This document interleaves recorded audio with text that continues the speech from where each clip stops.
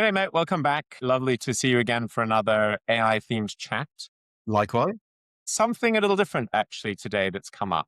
I've been talking, obviously, a lot about tools and techniques and technologies. And I mean, even the last week, I've learned like 6 cool new things you can do with these tools. But one thing that's come up a bit more recently in talking to people, especially in organizations, especially organizational leaders, is actually this idea that AI is maybe not just a set of tools, but AI is also a form of mindset. So I'm interested in your thoughts. What does this idea of an AI mindset mean to you? Yeah, it's a great question.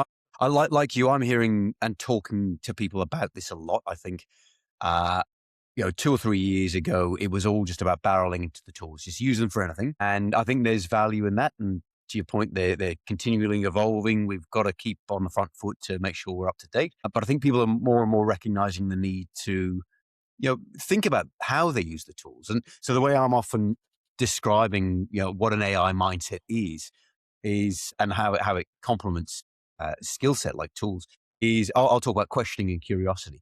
So curiosity is the mindset, but without the skill of questioning, it doesn't really do much. And it's the two together that give the best results. So that's how I'm thinking about AI mindset. Just because you can do it doesn't mean you should. So it's pointing the skill in the right direction. Okay, great. So curiosity and questioning. But let's just clear something up. I mean, this is not this kind of old school with 3 years into AI, we're talking old school, kind of fear mongering. Oh my gosh, the tools are destroying our lives. I mean, that's not what you're talking about here, right? No, I think something not at all. slightly deeper. Not at all. Well, I think it takes a couple of forms. So I think you can go down that kind of existential piece and start worrying about the end of the world, and I think probably we should in a little piece. But really, it's just about being a bit more consciously deliberate in the way you think about, or if you think about at all, the tools that you use. I'll often tell people, and I believe this to be true. I think most of, not certainly not all of, but most of the use of AI, generative AI tools right now, in most cases, is just doing work that didn't need to be done in the first place a bit faster. And I think that's most often true. So an example there, people are recording meetings and then summarizing the transcript and sending those around afterwards. Now, the first thing is, is anyone going to read the transcript? My experience is probably not. But B, did the meeting even need to happen in the first place? So I think this is where we just use the tools somewhat mindlessly in a lot of cases. And I think it's really about going, okay, well, it's great to know we have tools, but are we really just making easier a job that shouldn't be done in the first place? And second to that, are there other tools that we should use in this case, but am I using them at the right time in the right way? And am I thinking about the unintended consequences that might come down after using these tools? Yeah, great. I mean, the meeting one's a great example. I actually saw a little while ago a fun implementation of, rather than having this kind of note taking, which maybe it's useful, maybe it's not, depends on your use case. Um, but rather than just say, "Hey, look, we just took the same item meeting and made it slightly more automated," they were actually using a set of AI prompts mid brainstorm Yeah. to sort of stop people from getting sucked down into one particular area, really to uplift the form of the meeting itself. Um, I think that's a great example of using AI well in the right environment at the right time. what in your experience, if I'm an organizational leader, or if I've got a set of teams, a lot of companies are saying, guys, we need to be on AI. Right? We Mm. need to have people trained. A lot of people talking about like training courses and, Yep. that they're running internally. How do you layer this idea of mindset on top of, I want all my employees to, know how to use Gemini or ChatGPT or that sort of Yeah. thing? Yeah. 100%. I think this kind of mindset piece is kind of tools agnostic. So I think you're right. I think a lot of organizations, and rightly so, have just gone full bore into just AI at all. Just put everything into AI, just use as much as you possibly can. And I think there's a value in that. But another analogy here is you're just kind of pumping the engine of the car as hard as you can and getting as much horsepower out of it in terms of supercharging productivity. But you're not really focused on where the steering wheel is pointed. And that's the AI piece. So are we really, are we going in the right direction with all of this use? So I think the AI mindset complement piece is really getting people to think through the different parts of the job or the different ways they could use AI. And then really asking a simple question early on, which is, should I use AI here? Just because I can doesn't mean I should. I think that's a really important part. It's a very key line out of Jurassic Park. I think it was Jeff Goldblum said, just because we could didn't mean we should. And I think that's the case here. So really being judicious and going, okay, yep, if I think I should, then the question is how and when. But even then, as I said earlier, there are some cases where I've come in contact with people who are talking about, yep, okay, we've got a great use case for really analyzing a huge amount of information, let's say, and even maybe drafting a recommendation or a proposal as a result of the ingestion of all this information. And they're going to palm this all off into these tools, Copilot or Gemini, whatever it might be. Um, and that might give a good outcome. Like, okay, great, you're saving a lot of time, freeing up the people to do maybe other things of value.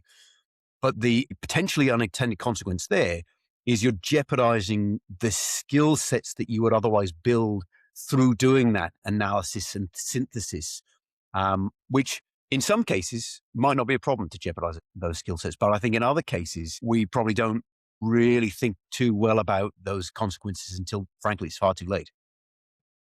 Yeah, absolutely. So, I mean, I think then if we can kind of summarize a few elements there, if I'm a leader, so far I think I'm asking two questions. One is, should I be using AI in this particular instance? And if so, how?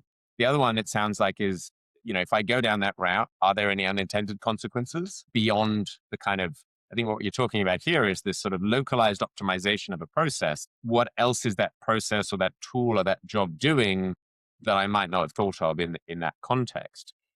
So if you were going to give kind of think more in the AI mindset advice to a leader, how would you frame that? What would you say? What should they ask? What should they think about? I guess as a Yeah. shortcut to getting started on this.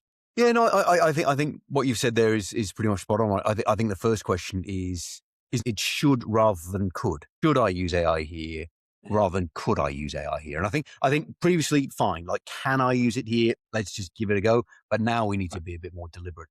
And then if that should is a kind of resounding yes, I think the default probably needs to be shifted a bit away from let's just throw it all there. Let's be a bit more cautious on how we use this because I think there are some people that are just wasting time, frankly. But if we feel like we should, and there is value in experimenting or offloading some of these tasks to some of these tools, then it's really asking those questions of this piece of work, of this workflow, of this job, of this whatever it might be.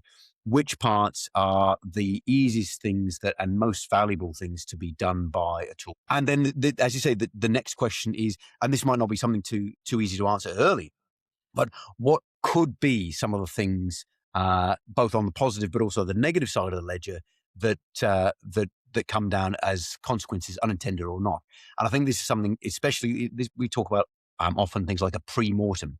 Before you embark on a project, on a change initiative, on a journey, whatever it is, get in the mindset beforehand of what could go wrong. So it's not about analyzing all the potential things that could go wrong and then just being paralyzed by that, but it's putting a bit of thought into what could go wrong before you make those errors. So pre-mortem as opposed to post-mortem. But they'd be the key things I get people to try and think about a little bit more as they really lean into this world. Yeah, brilliant. I love the pre-mortem idea. You think of like, let's imagine it's failed. What made it Mm, fail, right? exactly. Which is an interesting way of viewing risk. Yeah. Yeah. Okay. I think it's got to be an iterative process. So it can't be, I think a lot of people are a bit of set and forget. I had a conversation with someone a week or so ago, and they were talking about having an AI task force that set the AI strategy and use plan for the next 12 months. Right. Okay. That seems like a long time Right. that they're planning for. To think that you can set a plan in that AI space for the organization that will hold water for an entire year seems optimistic to say the least. So I think a real approach of iteration here and being willing to get it wrong, test and learn, all that kind of stuff, I think is important. Yeah, for sure. And interestingly, I think, one of the things maybe a lot of leaders struggle with in especially larger or older organizations is, getting new things on up and running or Mm. any kind of change. All projects are change projects, right? But any kind of transformation. I wonder actually, maybe this is a discussion for another day, but this idea that if we take the right mindset into these AI tools, they become not just a random set of change projects, but actually an opportunity to almost force us to think differently and therefore do differently afterwards. I totally agree. And I think Most of my time at the moment with clients is spent on thinking about exactly that. Change initiatives, transformations. Change is continuous, as we all know, but it's so much more obvious now and so much more fast paced. I think AI is forcing us to change the way we think about ourselves and our place in work. And I think that has some really profound potential answers that will influence things like change and how we think about it. Yeah, yeah, I think you're right. I think there could be some quite new forms of organization that Mm, that may come out of this if we do it well over the next few years. yeah, yeah, Look, mate, 100%. as always, fantastic, very interesting. Really nice to sort of bring this out of the tools and the widgets up to thinking a bit more about leadership and structure. And as always, I look forward to the next iteration of our conversations. Amazing. Good on you, mate. I'll see you soon. All right, and cheers. Cheers, mate.